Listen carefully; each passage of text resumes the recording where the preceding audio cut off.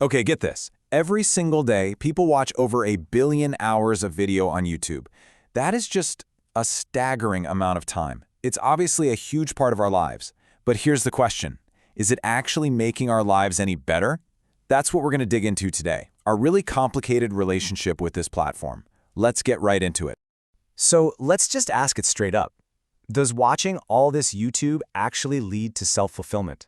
I mean, we spend so much of our time there, but is it helping us become the people we want to be? Is it building us up? Or is it really just a way to pass the time? And here's the interesting part. The answer isn't a simple yes or no. It's a paradox. YouTube can be this incredible force for good, a tool for amazing personal growth. But it can also be a trap, one that can leave you feeling stuck and kind of dissatisfied. It really all comes down to how you use it. So here's how we're going to break this down. First, we'll look at YouTube as a universe of growth. Then we'll get into the flip side, the fulfillment trap. After that, we'll talk about the most important part, how you are the deciding factor. And finally, we'll put it all in perspective. YouTube is a tool, not the source of your fulfillment. All right, let's start with the bright side because there's a lot of good here. When you use it with a little bit of intention, YouTube is, no joke, one of the most incredible resources for building a better life. It's like a key to a world of knowledge and inspiration.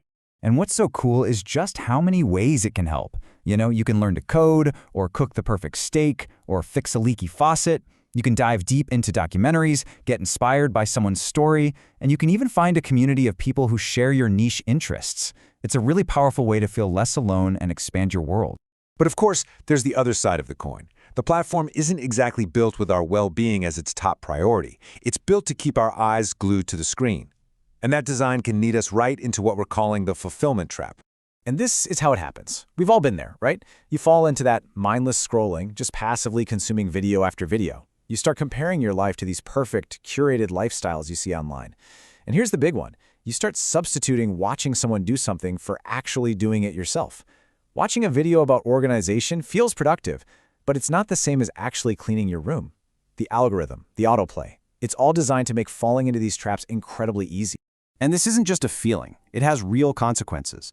Research actually links spending more than 2 hours a day on YouTube to higher levels of anxiety, depression, and loneliness. It's a pretty stark reminder that even though the platform can connect us, too much of it can actually push us further apart. This brings us to a really fascinating idea, parasocial relationships. You know that feeling when you feel like you know a creator, like they're your friend, even though they have no idea who you are? That's a parasocial relationship. And look, it can be comforting, it can feel like a genuine connection, but at the end of the day, it's one-sided. It's not a replacement for the real back-and-forth relationships we need in our lives.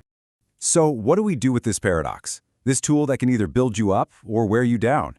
Well, here's the most important takeaway. The deciding factor is you. The power to turn YouTube from a trap into an incredible tool is completely 100% in your hands. Let's talk about how. It really boils down to two totally different ways of using the platform. On one side, you've got what's called algorithmic drift. That's when you're just a passenger, letting the recommendations take you wherever. The result? You look up an hour later and feel like you've just wasted your time. But on the other side, you have intentional use. This is when you're in the driver's seat. You show up with a goal, you actively choose what to watch, and you leave feeling like you actually accomplished something. It's a night and day difference. So how do you do it? How do you become an intentional user? Well, here are 4 really practical steps. First, before you even open the app, ask yourself, what am I trying to do here? What do I want to learn or feel? Second, curate your feed. Be ruthless. Unsubscribe from channels that make you feel bad and fill your feed with stuff that aligns with your goals. Third, engage with what you're watching. Take notes, think about it, talk to someone about it. And finally, set some boundaries. Give yourself a time limit, watch with a purpose, then close the app and go do something in the real world. All of this really points to one crucial shift in mindset. We have to see YouTube for what it is and what it isn't. It's an unbelievably powerful tool for sure, but it is not and never will be the source of a meaningful life. And this quote just says it perfectly. True, lasting fulfillment comes from getting your hands dirty, from actively engaging with life, from creating things, building real relationships, and tackling challenges. YouTube can be an amazing resource to support all of that. It can be the blueprint, but you still have to be the one to build the house. So in the end, we're the ones who decide. Is your YouTube a library, a place you go with purpose, to find specific knowledge and to grow?